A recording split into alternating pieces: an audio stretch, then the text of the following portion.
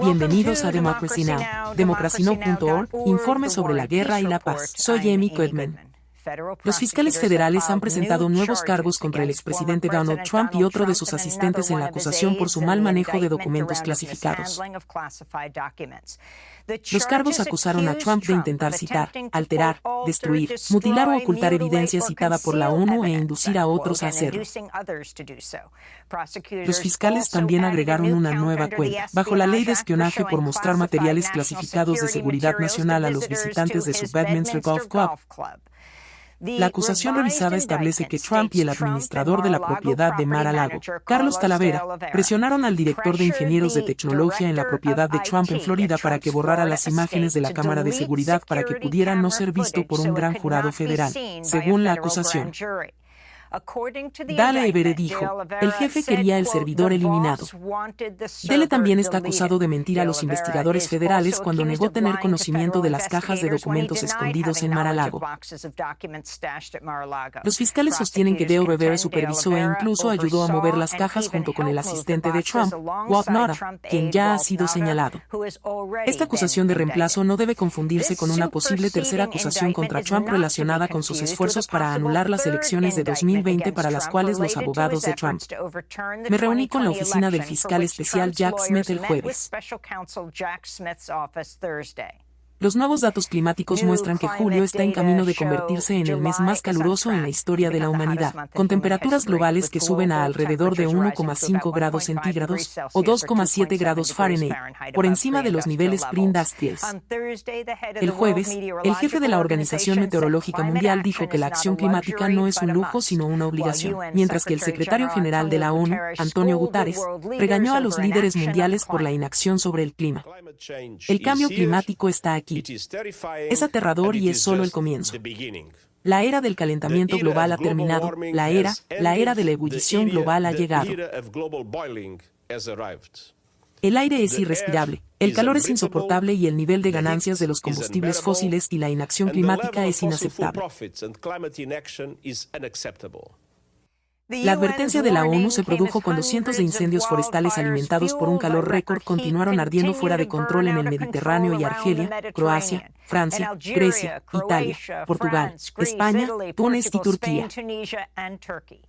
En China, el tifón Duxbury tocó tierra hoy en la provincia sureste de Fujian, provocando incendios, derribando líneas eléctricas y cerrando escuelas y negocios. El jueves, la tormenta azotó el sur de Taiwán después de azotar el norte de Filipinas. Fueron asesinados al menos 39 personas.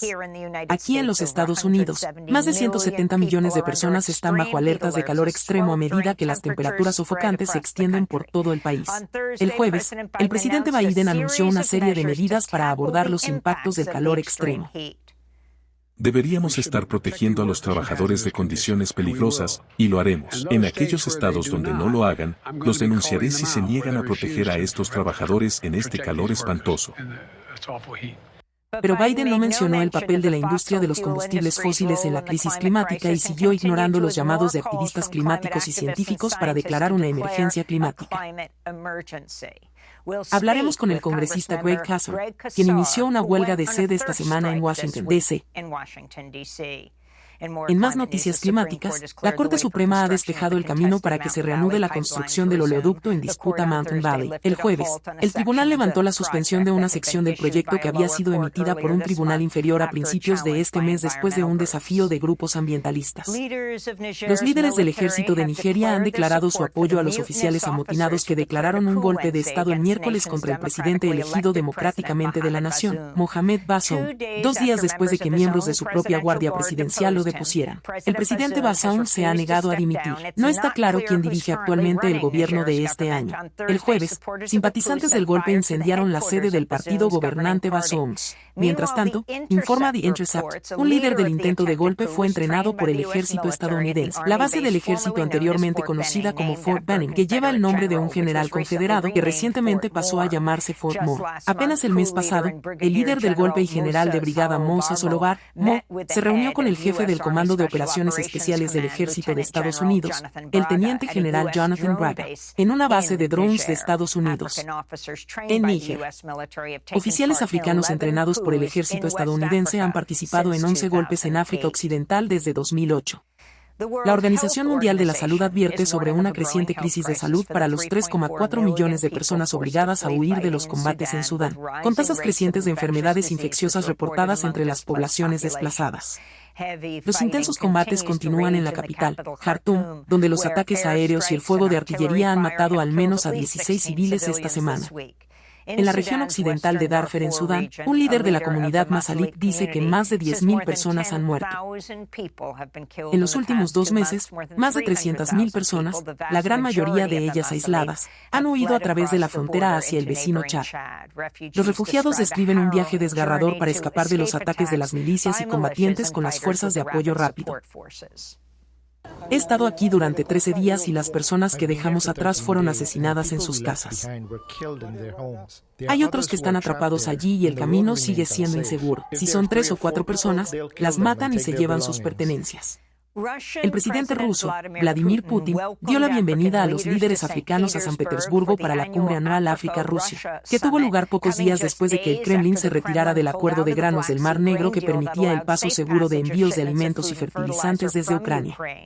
Los jefes de Estado de 17 países africanos se unieron a la reunión de este año, frente a los 43 líderes africanos que asistieron en 2019. Putin dijo que Rusia podrá reemplazar las exportaciones de cereales de Ucrania y prometió envíos gratuitos de alimentos a 6 naciones africanas. Nuestro país puede reemplazar el grano ucraniano tanto comercialmente como ayuda gratuita a los países más pobres de África, especialmente porque esperamos nuevamente una cosecha récord este año. El presidente ruso Putin también se comprometió a considerar un plan de paz de los líderes africanos para poner fin a la guerra de Ucrania. Entre los que se vieron al margen de la cumbre estaba el líder del grupo Wagner de mercenarios rusos, Yevgeny Prigozhin, quien fue fotografiado estrechándole la mano al embajador principal. Desde la República Centroafricana, fue la primera vez que Prigozhin apareció públicamente dentro de Rusia desde que lideró una revuelta fallida contra el ejército ruso en junio. El Senado de los Estados Unidos ha aprobado el mayor presupuesto militar de la historia. Su aprobación establece un choque partidista con la mayoría republicana en la Cámara de Representantes, que aprobó por un estrecho margen un presupuesto militar repleto de enmiendas anti-aborto y anti-LGBTQIA. El jueves, el líder de la mayoría del Senado, Chuck Schumer, calificó la aprobación de la Ley de Autorización de la Defensa Nacional de $886 mil millones del Senado como un rayo de esperanza para el pueblo estadounidense. Y un proceso bipartidista es precisamente lo que anhela el pueblo estadounidense. En un Congreso fracturado, demócratas y republicanos que se unieron para proporcionar algo tan crítico como nuestra defensa nacional. Solo 11 senadores votaron en contra del presupuesto militar récord. 6 demócratas, 4 republicanos y el senador independiente de Vermont Bernie Sanders. Los senadores rechazaron abrumadoramente una enmienda propuesta por los senadores que habría recortado el presupuesto militar en un 10% antes de la votación. Sanders dijo que Estados Unidos debería priorizar el gasto en atención médica y programas sociales sobre un presupuesto militar inflado. Increíblemente, nuestra expectativa de vida en realidad está disminuyendo. Nuestro sistema de cuidado infantil es disfuncional. Millones de padres no pueden encontrar sitios asequibles para sus hijos. Tenemos una gran crisis de vivienda. 600.000 estadounidenses no tienen hogar. Sí, el planeta está en llamas y el mundo que estamos dejando, las generaciones futuras serán cada vez más insalubres. Pero de alguna manera nunca tenemos suficiente dinero para abordar esas crisis. En El Salvador, los defensores de los derechos humanos advierten sobre graves violaciones al debido proceso después de que los legisladores aprobaran el uso de juicios masivos para las decenas de miles de personas que han sido arrestadas bajo la brutal represión del presidente Nayib Bukele contra las pandillas. Funcionarios salvadoreños establecieron hasta 900 acusados que podrían ser procesados a la vez. El Salvador ha estado bajo un estado de excepción durante 16 meses, suspendiendo varias protecciones constitucionales y dando lugar a la detención arbitraria de más de 70.000 personas, sin acceso de representación legal o juicios justos. Honduras planea construir una isla prisión para detener a cientos de presuntos líderes de pandillas. Esto se produce después de que la presidenta Xiomara Castro a principios de este mes aprobara otra extensión del estado de emergencia que ha estado vigente desde el año pasado para abordar la violencia de las pandillas. En Ecuador, las autoridades recuperaron los restos de las personas muertas durante un motín en una prisión el fin de semana en la ciudad de Guayaquil. Se informó que al menos 31 personas murieron, pero el número de víctimas puede que sea mayor. El sistema penitenciario de Ecuador ha estado plagado de violencia y abusos, y los presos se enfrentan a condiciones de hacinamiento y miseria. El presidente Guillermo Lasso ha declarado el estado de emergencia en las prisiones ecuatorianas. Más de 400 personas han muerto en motines carcelarios en Ecuador desde 2021. En los Estados Unidos, los datos muestran que la tasa de suicidios con armas entre los adolescentes negros ha superado la tasa entre los adolescentes blancos por primera vez, ya que los suicidios con armas alcanzaron un máximo histórico el año pasado. Los datos compilados por los Centros para el Control de Enfermedades también muestra que los niños y adolescentes negros tienen una tasa de homicidios con armas de fuego 20 veces mayor que la de los niños y adolescentes blancos. Las armas siguen siendo la principal causa de muerte de niños y adolescentes, y la tasa de muertes por armas de fuego entre los menores aumentó un 87% durante la última década. El año pasado, más de 48,000 personas en los Estados Unidos murieron a causa de las armas de fuego, un promedio de una persona cada 11 minutos. Y en Texas, los distritos escolares independientes de Houston eliminarán puestos de bibliotecarios en 28 escuelas en el próximo año escolar y reemplazarán algunas bibliotecas con los llamados centros de equidad, esencialmente centros disciplinarios para estudiantes. El movimiento ampliamente criticado se produce después de que los republicanos del estado tomaron por la fuerza el distrito escolar independiente de Houston a principios de este año. Los más afectados serán los niños de color y las áreas de bajos ingresos. Mientras tanto, 2 librerías de Texas y 3 asociaciones nacionales de libreros han demandado por Texas. Exigen a los libreros privados que califiquen los libros en función de los niveles de idoneidad de las citas y prohíben citar material sexualmente explícito de las bibliotecas. Valerie Kohler es la propietaria de la librería Blue Willow en Houston, una demandante cohúe en la demanda. No los vamos a leer todos. Y para que tengamos que calificarlos, creo que lleva un mensaje a los bibliotecarios y a los estudiantes de que se te está permitido leer esto, pero no esto otro. Y esos son algunos de los titulares. Esto es Democracy Now!, democracynow.org, el informe de guerra y la paz. Soy Amy Goodman. Ahora disponible. Diseño exclusivamente por el Jangueo Corillo. Calcomanías holográficas. Honrando a nuestra familia del Campamento Carey con la frase que está rodando por todo el mundo: las playas son del pueblo.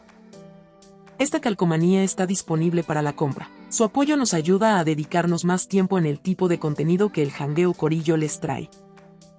Escaneen el QR code en la pantalla y compren el suyo hoy.